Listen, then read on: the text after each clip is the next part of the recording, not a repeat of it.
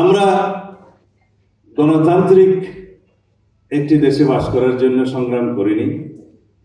1971 সালে স্বাধীনতা যুদ্ধ করিনি। আমরা বাকশালের বিরুদ্ধে বহুদলীয় গণতন্ত্র প্রবর্তন করিনি। আমরা কেয়ারটেকার সরকারের পুনঃপ্রবর্তনের জন্য 17 বছর আন্দোলন সংগ্রাম করিনি। আমাদের বিএনপি সহ সারা বাংলাদেশের বিভিন্ন দলের এবং বিভিন্ন শ্রেণী পেশার মানুষ, সাংবাদিক বন্ধুগণ সহ শয়ে শয়ে নির্যাতিত হয়নি, গুম খুনের শিকার হয়নি। আমি নিজে যখন নির্বাসিত ছিলাম 9.5 বছর, আর বাকিদের কথা কি বলবো? কিসের জন্য বলেন?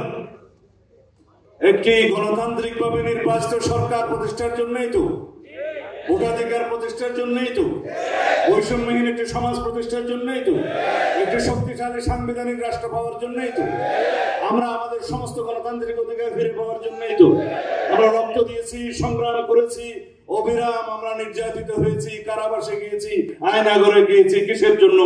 এই অধিকার আদায়ের জন্য। আর সেই অধিকার আদায়ের কথা বললেই যদি আপনারা নারাজ হন মাননীয় প্রধান উপদেষ্টা, সেটা খুব দুঃখজনক। সংস্কারের কথা বলে আর কত বিলম্ব করবেন? সংস্কারের জন্য আমি এটা পত্রিকা এখানে বসে পড়ছিলাম কয়েকদিন আগে। এটা সংস্কার কমিশনের ভাইস চেয়ারম্যান বা সভাপতি তার একটা সাক্ষাৎকার দিয়ে বলেছে। এইখানে যা পড়লাম আমি, তাতে তিনি নিজেই স্বীকার করছেন নির্বাচন ব্যবস্থা সংস্কার কমিশনের প্রায় সব রিপোর্টে 2-1টি বাদে সবাই একমত। দুর্নীতি দমন কমিশনের সমস্ত সংস্কারে তার কথা সকল দল প্রায় একমত। প্রশাসনের ক্ষেত্রে 2-1টি বিষয় ছাড়া প্রায় সকলেই একমত। বাকি রইল জুডিশিয়ারির ক্ষেত্রে শুধু বলেছে বিচার বিভাগের কিছু কিছু বিকেন্দ্রীকরণের জন্য আদালত উপজেলা পর্যায়ে সে বিষয়ে ভিন্ন মত বা মিশ্র মত আছে, বাট আমরা একমত হয়েছিলাম নীতিগতভাবে বিএনপির পক্ষ থেকে। তাছাড়া বিচার বিভাগের অন্যান্য বিষয়ে যেগুলো বিচার বিভাগকে সত্যিকারভাবে স্বাধীনতা দিবে, সত্যিকার ইন্ডিপেন্ডেন্ট জুডিশিয়ারি প্রতিষ্ঠিত হবে, তার মধ্যে মাত্র জিনিস আছে 3টা। একটা হচ্ছে প্রধান বিচারপতি নিয়োগ কিভাবে হবে, আরেকটা হচ্ছে সুপ্রিম জুডিশিয়াল কাউন্সিলের আর কি কি এখতিয়ার বাড়বে, একটা হচ্ছে যে বিচারক নিয়োগের জন্য আইন, আর একটা হচ্ছে অধস্তন আদালতের নিয়ন্ত্রণ ক্ষমতা আর্টিকেল 116 অনুসারে তারা উল্লেখ করেছেন। এই সমস্ত বিষয়ে প্রায় কাছাকাছি এসছে। এখন বাকি রইল সংবিধান।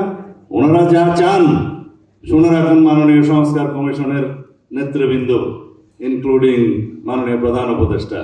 সংস্কার কমিশনে আপনারা নিজেদের মতো করে যে সমস্ত সংস্কার সংবিধানে চান, সেই সংস্কারগুলো জাতিকে মেনে নিতে হবে। এই ইগু কেন আপনারা লালন করেন? আপনারা কেন মনে করেন এনসিসি, ন্যাশনাল কনস্টিটিউশন কাউন্সিল নামে যেটা পরিচিত, তাকে সর্বোচ্চ ক্ষমতা দিয়ে রাষ্ট্রের সমস্ত অঙ্গকে আপনারা বেকার করে দিবেন? সেটা আমাদেরকে কেন মানতে বলেন? বলে যে সেই বিষয়ে কোনো সিদ্ধান্ত আসেনি। আমরা আমাদের কথা বলেছি যে এনসিসি একটি অনির্বাচিত বিষয় এবং তাদের হাতে রাষ্ট্রের সমস্ত অঙ্গের ক্ষমতা।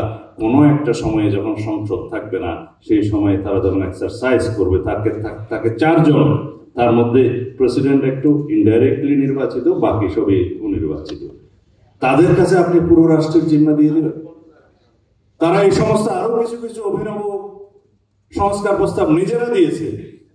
মনে হয় যেন আমাদেরকে বাধ্য হয়ে সে সমস্ত সংস্কার প্রস্তাবে একমত হতে হবে, তাহলে তো এটা বাকশাল হয়ে গেল। যদি সংস্কারের সমস্ত প্রস্তাবের মধ্যে আমরা একমত হওয়ার জন্য আপনারা কন্টিনিউয়াসলি পার্সু করতে থাকেন এবং ব্লেম দিতে থাকেন যে এখনো পর্যন্ত এই বিষয়ে ঐক্যমত হয়নি। আমরা লিখিতভাবে বলেছি, আমরা আলোচনা করেছি কি কি বিষয়ে আমরা কাছাকাছি এসেছি এবং কি কি বিষয়ে একমত, নীতিগতভাবে একমত, সেগুলো কম্পাইল করে আপনারা জাতির কাছে প্রকাশ করেন। আগামী 2 তারিখ আবার ডেকেছে আমাদের মাননীয় প্রধান উপদেষ্টা। ভাবটা আমরা বুঝছি এরকম, আনুষ্ঠানিকতা আয়োজনের কোনো কমতি নেই, কিন্তু কাজের কোনো খবর নেই।